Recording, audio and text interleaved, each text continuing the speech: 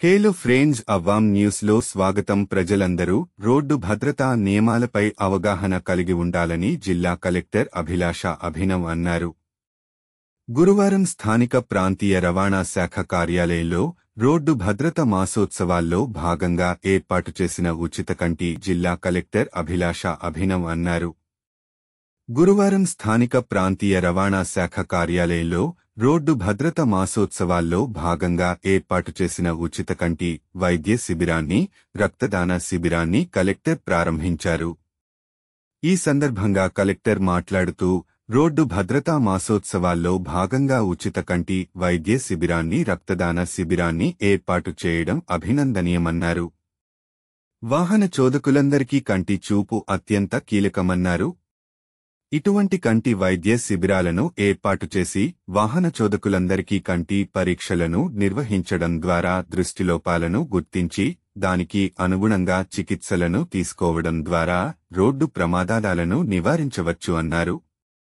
2 రోజుల పాటు చేపట్టనున్న కంటి వైద్య శిబిరంలో భాగంగా వీలైనంత ఎక్కువ మంది వాహన చోదకులకు కంటి పరీక్షలను నిర్వహించాలన్నారు. రవాణా శాఖ సిబ్బందిని కలెక్టర్ అభినందించారు. రోడ్డు ప్రమాదాల బారిన పడి ఇతర అనారోగ్య కారణాల వల్ల ఎంతో మంది సరైన సమయానికి రక్తం దొరకక మృత్యువాత పడుతున్నారని తెలిపారు. ప్రజలందరూ రోడ్డు భద్రతా నియమాలను తప్పనిసరిగా పాటించే విధంగా అవగాహన కార్యక్రమాలు ఏర్పాటు చేసి నిర్మల్ను రోడ్డు ప్రమాదాల రహిత జిల్లాగా మార్చాలన్నారు.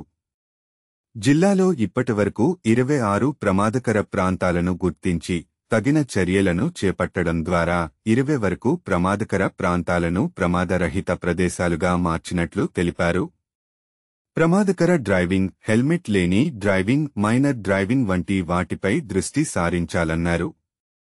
పోలీసు శాఖ సహకారంతో ఎప్పటికప్పుడు డ్రంక్ అండ్ డ్రైవ్ తనిఖీలు పోసెట్టి అనే వృద్ధుని చేతిలో హెల్మెట్ను గమనించిన కలెక్టర్ ఆయనను అభినందించారు.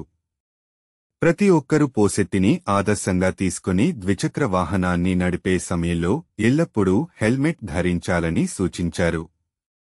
అనంతరం కార్యాలయ ఆవరణలో అధికారులతో కలిసి కలెక్టర్ మొక్కలు కార్యక్రమంలో ప్రాంతీయ రవాణా అధికారి దుర్గాప్రసాద్, సహాయ మోటార్ వెహికల్ ఇన్స్పెక్టర్లు ముత్తాజా అలీ, రానాశ్రీ, అక్షయ్, రజనీకాంత్లు, డిఎంహెచ్ఓ రాజేందర్, ప్రభుత్వ వైద్య కళాశాల ప్రిన్సిపల్ శ్రీనివాస్ కుమార్, నిర్మల్ పట్టణ తహసీల్దార్ రాజు, ఇతర అధికారులు, సిబ్బంది తదితరులు పాల్గొన్నారు. ఇలాంటి న్యూస్ కొరకు మా ఛానల్ను సబ్స్క్రైబ్ చేయండి.